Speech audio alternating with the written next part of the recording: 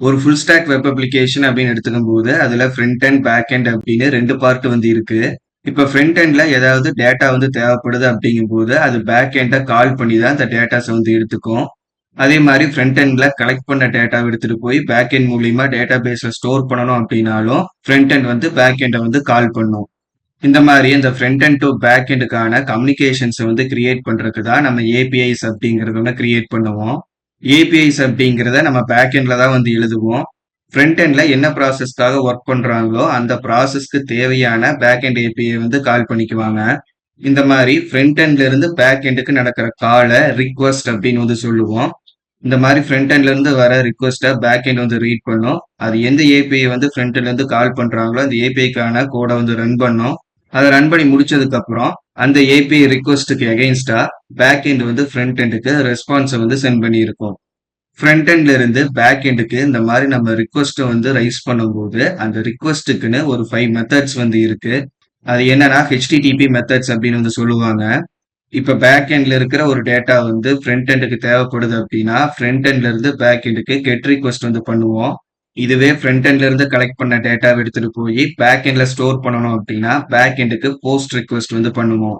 Already back எண்ட்ல store ஆயிருக்கிற டேட்டால ஏதாவது changes வந்து நம்ம பண்ணணும், அப்டேட் வந்து பண்ணணும் அப்படிங்கும்போது அதுக்கு புட் இல்ல பேட்ச் அப்படிங்கிற மெத்தடை வந்து நம்ம கால் பண்ற மாதிரி இருக்கும். ஃபைனலா டேட்டா பேஸ்ல இருந்து தேவையில்லாத ஒரு டேட்டாவை வந்து நம்ம டெலீட் பண்ணணும் அப்படின்னா ஃப்ரண்ட் எண்ட்ல இருந்து பேக் எண்டுக்கு டெலீட் ரிக்வஸ்ட் வந்து ரைஸ் பண்ணுவோம். இப்போ நம்ம ஆல்ரெடி கிரியேட் பண்ணி வச்சிருக்க ஸ்டூடெண்ட் அப்படிங்கிற மாடலுக்காக நம்ம கம்ப்ளீட்டா கோட் லாஜிக் மூலியமா ஏபிஎஸ் வந்து எழுத போறோம். அந்த ஏபிஐ லாஜிக்கெல்லாம் நம்ம எந்த ஃபைல் எழுதணும்னா views.py அப்படிங்கிற இந்த ஃபைல்ல வந்து எழுதணும். அண்ட் இப்போ நான் சொன்ன மாதிரி அந்த 5 ஹெச்டிடிபி மெத்தட்ஸ்க்காகவும் நம்ம வந்து லாஜிக்ஸ் வந்து எழுத போறோம். ஸோ அது பண்ணாதான் ஃப்ரண்ட் எண்ட்ல இருந்து ஸ்டூடெண்ட்ஸ்க்கான டேட்டாவை எல்லாத்தையும் அவங்களால கெட் பண்ணிக்க முடியும். புது ஸ்டூடெண்ட்டை கிரியேட் பண்றதுனா பண்ணிக்கலாம். ஆல்ரெடி கிரியேட் ஆன ஸ்டூடெண்ட் டீடைல்ஸை வந்து எடிட் பண்ணணும்னா அதையும் பண்ணிக்க முடியும். அண்ட் தேவையில்லாத ஸ்டூடெண்ட்ஸை டெலீட் பண்ணணும்னா அதுவும் வந்து பண்ணிக்கலாம்.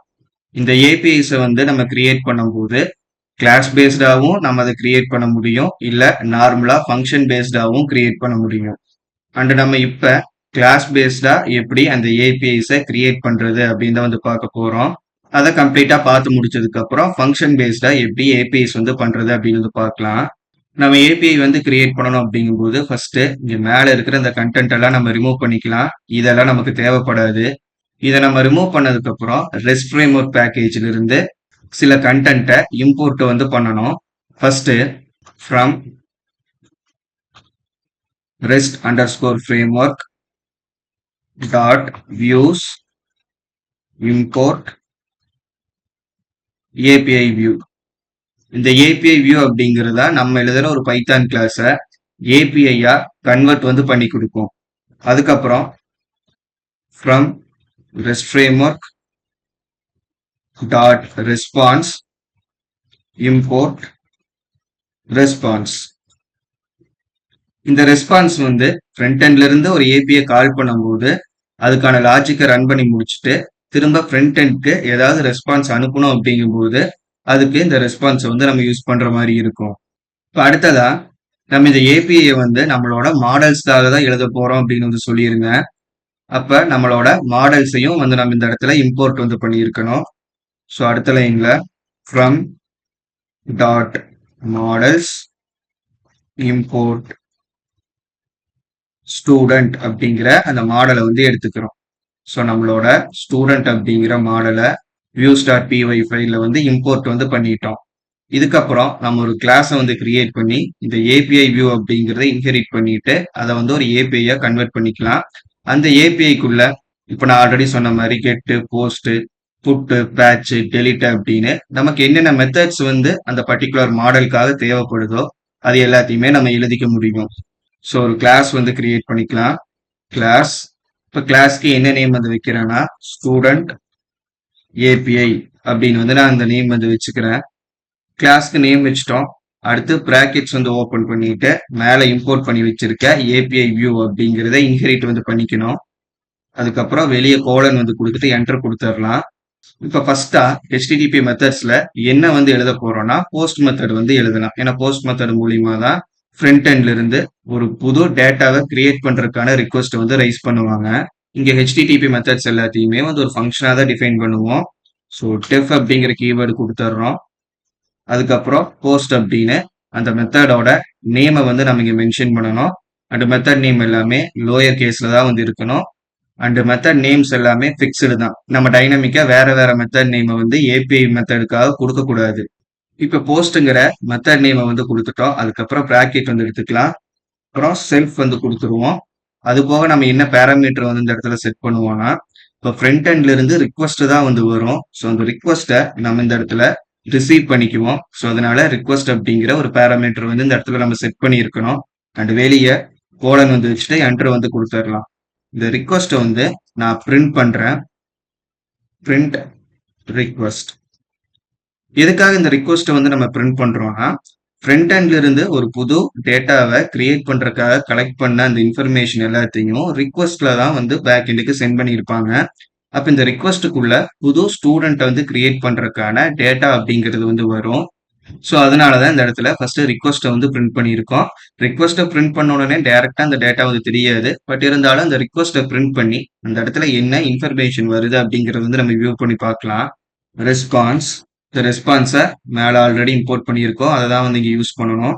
இந்த ரெஸ்பான்ஸோட பிராக்கெட்குள்ள ஃப்ரண்ட் எண்டுக்கு என்ன வந்து ரெஸ்பான்ஸாக போகணுமோ அதை வந்து நம்ம இந்த இடத்துல ஆட் பண்ணிக்கலாம். ஜஸ்ட் இந்த இடத்துல ஒரு ஸ்ட்ரிங் வந்து ஆட் பண்ணிக்கிறேன், API அப்படின்னு.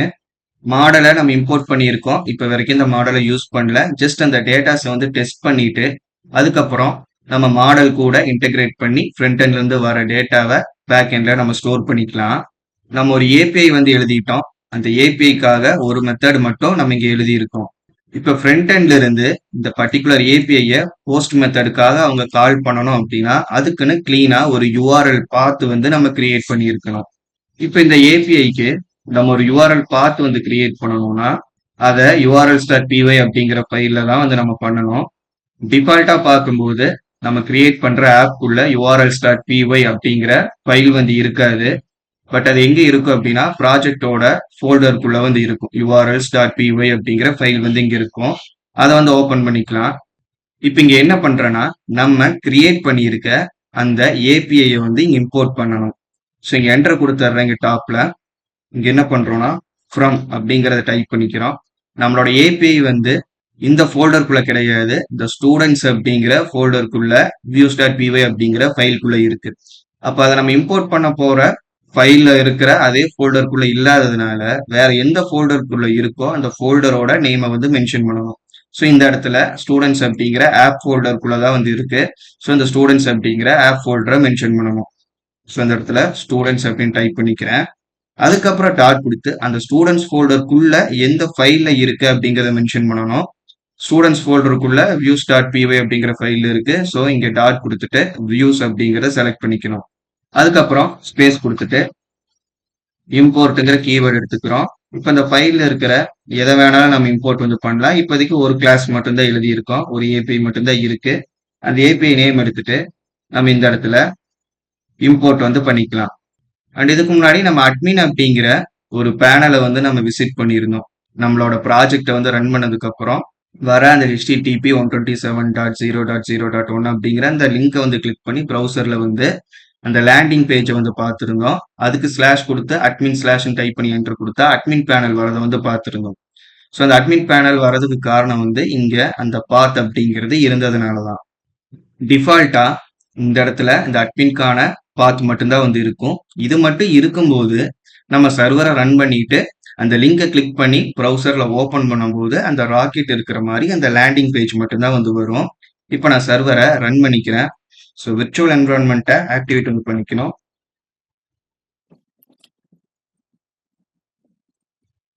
அதுக்கப்புறம் சர்வரை வந்து ரன் பண்ணிக்கலாம்.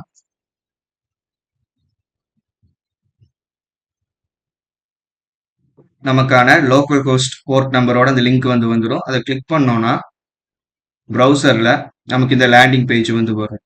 அண்ட் நம்ம அட்மின் பேனலை வந்து ஆக்சஸ் பண்ணணும் அப்படிங்கும்போது இங்க அந்த லோக்கல் ஹோஸ்ட் போர்ட் நம்பருக்கு அப்புறம் ஸ்லாஷ் வந்து கொடுத்துட்டு அட்மின் அப்படின்னு டைப் பண்ணி என்டர் கொடுக்கணும் அப்படின்னு வந்து நம்ம பார்த்துருந்தோம். இந்த இடத்துல டெக்னிக்கலா அந்த அட்மின்கான URL மட்டும்தான் இருக்கிறதுனால தான் நமக்கு டைரக்டா இந்த லிங்கை ஓபன் பண்ண உடனே இந்த லேண்டிங் பேஜ் அப்படிங்கிறது வந்து வருது. இந்த இடத்துல மினிமம் 2 பாத் வந்து நம்ம கிரியேட் பண்ணிட்டோம் அப்படின்னா இந்த லேண்டிங் பேஜ் வராம வேற ஒரு பேஜ் வந்து வரும். ஸோ இந்த இடத்துல ஃபர்ஸ்ட் நம்ம என்ன பண்றோம்னா நம்மளோட இந்த ஏபிஐக்கு இந்த யூஆர்எல் பாத் வந்து கிரியேட் பண்ணணும். இப்போ எப்படி போர்ட் நம்பருக்கு அப்புறம் ஸ்லாஷ் கொடுத்து அட்மின் ஸ்லாஷ்னு கொடுத்தா அட்மின் பேனல் வந்து ஓப்பன் ஆகுதோ அதே மாதிரி நம்மளோட ஏபிஐக்கும் ஒரு பாத் வந்து கிரியேட் பண்ணணும். ஸோ இங்கே என்டர் கொடுத்துட்டு என்ன பண்றேன்னா பாத் பிராக்கெட்ல single quotation student slash. So எப்பவுமே வந்து ஒரு பாத் வந்து கொடுக்குறோம்னா அந்த பாத் நேம்க்கு அப்புறம் ஸ்லாஷ் வந்து கொடுத்துக்கலாம். இங்க பாத்துக்கான நேம் வந்து நம்ம என்ன வேணாலும் கொடுக்கலாம். இது எல்லாமே அந்த லோக்கல் ஹோஸ்ட் போர்ட் நம்பர் கூட ஜாயின் ஆகி ஒரு கம்ப்ளீட் யூஆர்எலா வந்து கிரியேட் ஆகும். இங்க கொட்டேஷனுக்கு அப்புறம் கமா கொடுத்துட்டு நம்மளோட அந்த ஏபிஐ கிளாஸை வந்து இந்த இடத்துல ஆட் பண்ணியிருக்கணும். அதுக்கு டாட் கொடுத்து ஆஸ் அண்டர் ஸ்கோர் வியூ அப்படிங்கிற ஒரு ஃபங்க்ஷனை வந்து நம்ம கால் பண்ணணும். நம்ம ஒரு கிளாஸை கிரியேட் பண்ணி அதுக்கு ஏபிஐ வியூ இன்ஹெரிட் பண்ணி அதை ஒரு ஏபிஐயை கன்வெர்ட் பண்ணிட்டாவே அதை எடுத்து நம்ம பாத்தில் ஆட் பண்ணும்போது டாட் ஆஸ் வியூ அப்படிங்கிற ஒரு ஃபங்க்ஷன் வந்து ஆட்டோமேட்டிக்கா அதுக்குள்ள ஆட் ஆயிருக்கும்.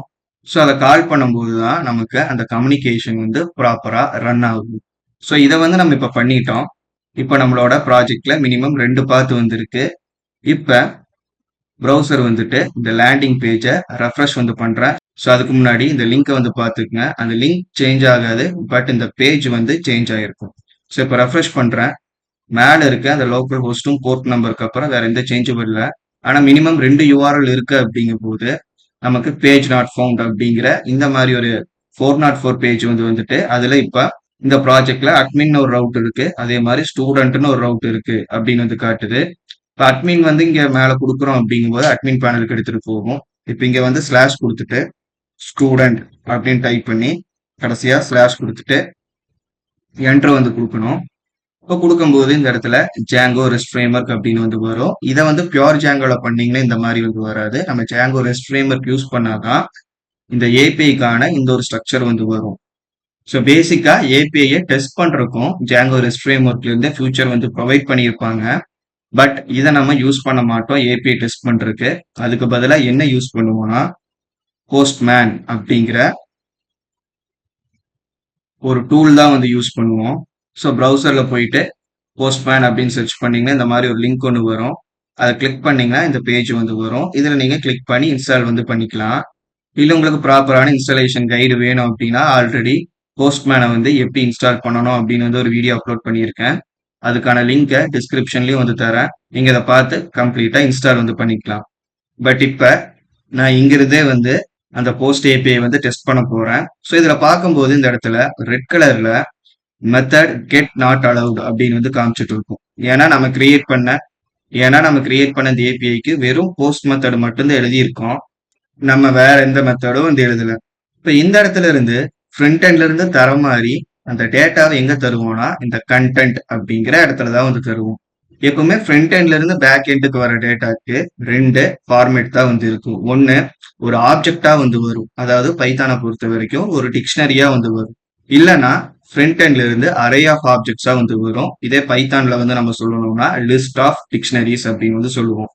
99% இந்த 2 ஃபார்மேட்ல தான் வந்து வரும். ஒன்னு டிக்ஷனரியா ஒரு சிங்கிள் டிக்ஷனரி மட்டும் வரும், இல்லைன்னா லிஸ்ட் ஆஃப் டிக்ஷனரிஸா அந்த டேட்டா அப்படிங்கிறது வரும்.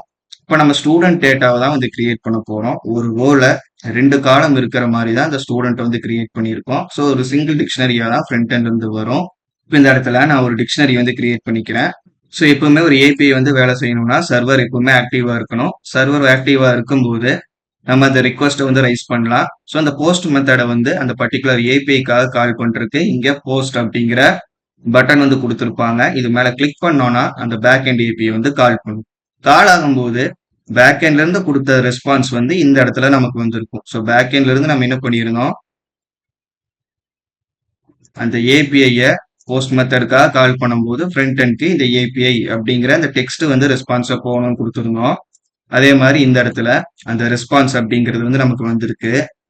அண்ட் இப்ப பேக் எண்டுக்குள்ள அந்த டெர்மினலை வந்து பார்க்கலாம். இந்த இடத்துல நம்ம பிரிண்ட் பண்ண இருந்தது rest frame work dot request post students அப்படின்னு. ஸோ ரெஸ்ட் ஃப்ரேம் ஒர்க் மூலியமா இந்த ரிக்வஸ்ட் வந்து வந்திருக்கு. அது போஸ்ட் மெத்தடுக்கு வந்து வந்திருக்கு. அண்ட் இந்த ஸ்லாஷ் ஸ்டூடெண்ட்ஸ் அப்படிங்கிற இந்த பர்டிகுலர் ஏபிஐக்காக வந்திருக்கு அப்படின்னு வந்து வரும்.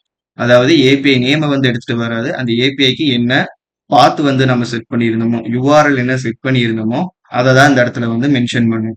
அண்ட் இங்க பார்க்கும்போது நம்ம இங்கிருந்து கொடுத்த அந்த டேட்டா வந்து வரவே இல்லை. அதுக்கு பதிலா வெறும் ஒரே ஒரு லைன் மட்டும்தான் வந்து வந்திருக்கு. என்ன ரிக்வஸ்ட் வந்து நடந்திருக்கு, எந்த ஏபிஐக்காக என்ன மெத்தட் வந்து நடந்திருக்கு அப்படிங்கிறது மட்டும் தான் காட்டுது. இப்போ ஃப்ரண்ட் எண்ட்ல இருந்து இன்கமிங் ஆகிற அந்த டேட்டாவை நம்ம பிரிண்ட் பண்ணணும்னா இந்த ரிக்வஸ்ட்க்கு டாட் கொடுத்து டேட்டா அப்படிங்கறத வந்து நம்ம மென்ஷன் பண்ணியிருக்கணும். ரிக்வஸ்ட்டுக்குள்ள டேட்டா அப்படிங்கிற ஒரு கண்டெய்னர் வந்து இருக்கும். ஃப்ரண்ட் எண்ட்ல இருந்து பேக் எண்டுக்கு அனுப்புற டேட்டாஸ் எல்லாமே வந்து அந்த டேட்டா அப்படிங்கிற கண்டெய்னருக்குள்ள தான் போய் ரிக்வஸ்ட்ல ஸ்டோர் ஆயிருக்கும். அப்ப அந்த இன்ஃபர்மேஷன் எல்லாம் நம்ம பார்க்கணும் அப்படிங்கும்போது ரிக்வஸ்ட் டேட்டாவை தான் நம்ம பிரிண்ட் வந்து பண்ணணும். இப்ப திரும்பவும் இங்கிருந்து ஒரு டிக்ஷனரி வந்து கிரியேட் பண்ணுவோம். இந்த டிக்ஷனரி ஸ்ட்ரக்சர் வந்து நம்ம கிரியேட் பண்ணிட்டோம். இப்போ இதை காப்பி பண்ணி வச்சுக்கிறேன். நெக்ஸ்ட் டைம் வந்து ஜஸ்ட் பேஸ்ட் பண்ணிட்டு வேல்யூஸை சேஞ்ச் பண்ணிக்கலாம். இப்போ திரும்பவும் போஸ்ட் அப்படிங்கிறது கிளிக் பண்றேன். திரும்பவும் சேம் ரெஸ்பான்ஸ் தான் இந்த இடத்துல இருக்கும். ஏன்னா ரெஸ்பான்ஸ் நம்ம இந்த இடத்துல மாத்தல. பட் பேக்இன் வந்து பார்த்தோம்னா இப்போ நம்ம அந்த யூஐல இருந்து கொடுத்த அந்த டேட்டா வந்து இந்த இடத்துல பிரிண்ட் ஆகிருக்கு. ஸோ இதே மாதிரி தான் ஃப்ரண்ட் எண்ட்லையும் அந்தந்த பர்பஸ்க்கு இருக்கிற ஏபிஐ எடுத்து கால் பண்ணுவாங்க. இப்போ போஸ்ட் மெத்தட்காக கால் பண்ணி டேட்டாவை சென்ட் பண்ணாங்கன்னா ரிக்வஸ்ட் டேட்டாவை நம்ம பிரிண்ட் பண்ணியிருந்தோம் அப்படிங்கும்போது என்ன டேட்டா சென்ட் பண்ணாங்களோ அந்த டேட்டாவை நம்ம இந்த இடத்துல எடுத்துக்கலாம்.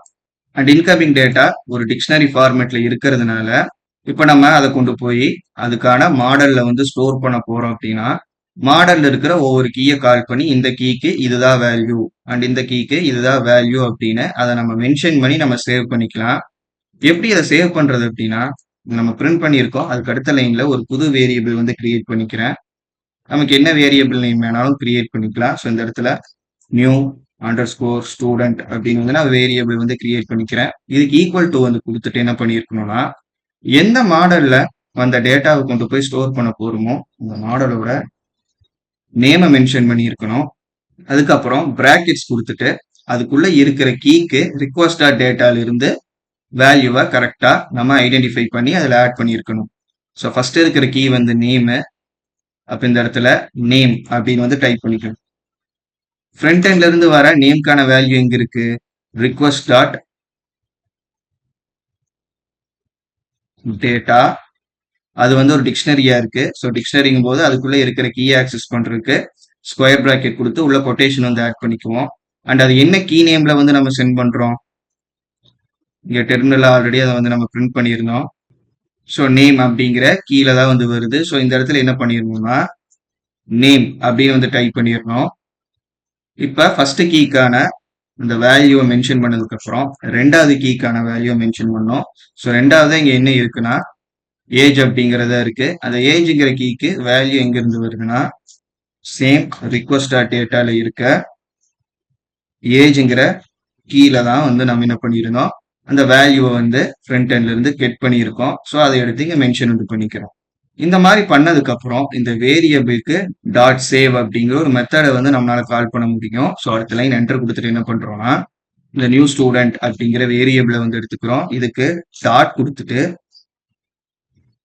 சேவ் அப்படிங்கிற இந்த மெத்தடை வந்து கால் பண்ணிக்கிறேன். அண்ட் இது வந்து டேட்டா பேஸ்ல போய் ஸ்டோர் ஆயிரும். அது கரெக்டா ஸ்டோர் ஆகுதான்னு தெரிஞ்சுக்கிறதுக்கு நம்ம என்ன பண்ணலாம்னா ஒர்க் பெஞ்சை வந்து ஓப்பன் பண்ணிக்குவோம். ஸோ டேட்டா பேஸ்ல போய் அந்த டேட்டா ஸ்டோர் ஆகுதா அப்படின்னு நம்ம தெரிஞ்சுக்கலாம். டேட்டா பேஸ்ல டேபிள்ஸ் ஓப்பன் பண்ணிக்கலாம். ஸ்டூடெண்ட்ஸ் அண்டர் ஸ்டூடெண்ட்ங்கிற டேபிளை நம்ம ஓப்பன் பண்ணணும். அந்த தேர்ட் ஐக்கானை செலக்ட் பண்ணி அந்த டேபிளை நம்ம ஓப்பன் பண்ணிக்கிறோம். இங்க பார்க்கும்போது நம்ம ஆல்ரெடி ஆட் பண்ணியிருந்த அந்த 3 டேட்டா தான் வந்து இருக்கு ஐடி 4 வரைக்கும். இப்ப நம்ம ப்ரௌசர்ல இருந்து இந்த டேட்டாவை பேஸ்ட் பண்ணிட்டு வேல்யூ சேஞ்ச் பண்ணிக்கலாம். சேஞ்ச் பண்ணிட்டு இதை போஸ்ட் பண்ணுவோம். இப்போ ஸ்டூடெண்ட் 5 அப்படின்னு வந்து நான் ஆட் பண்ணிக்கிறேன். இப்போ இதை போஸ்ட் வந்து பண்ணுவோம். ஸோ அதை போஸ்ட் பண்றதுக்கு முன்னாடி இந்த ரெஸ்பான்ஸ் வந்து நம்ம சேஞ்ச் பண்ணிக்கலாம். வேறு ஏபிஐ அப்படின்னு வந்து வரக்கு பதிலாக நியூ ஸ்டூடெண்ட் கிரியேட்டட் அப்படின்னு வந்து மாத்திக்கிறேன். அண்ட் டெர்மினல்ல எண்டு வந்து எடுத்துட்டு போயிடுவோம். ஸ்க்ரோல் பண்ணி கடைசிக்கு வந்து வந்துட்டோம்.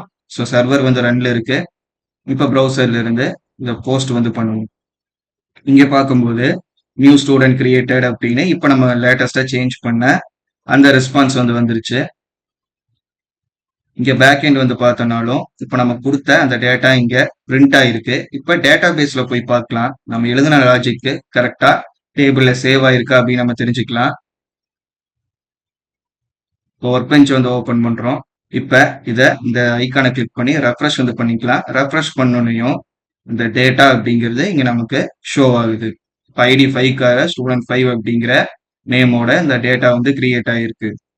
இப்ப இந்த சேம் ஏபிஐ ஒரு ரியாக்ட்ல இருந்தோ ஆங்குலர்ல இருந்தோ கால் பண்ணி நம்ம இங்க கிரியேட் பண்ணி இந்த மாதிரி கொடுத்த டேட்டாவை ஆட் பண்ணி அதை போஸ்ட் மெத்தடுக்காக சப்மிட் பண்ணாங்க அப்படின்னா சேம் நம்மளோட டேட்டா பேஸ்ல வந்து கரெக்டா அந்த டேபிள்ல ஒரு புது டேட்டா வந்து ஆட் ஆயிக்கும்.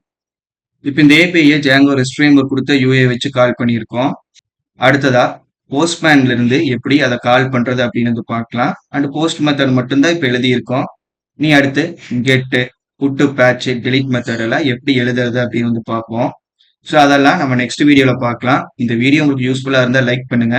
உங்களுக்கு ஏதாவது டவுட்ஸ் இருந்தா அதை கமெண்ட்ஸ்ல சொல்லுங்க.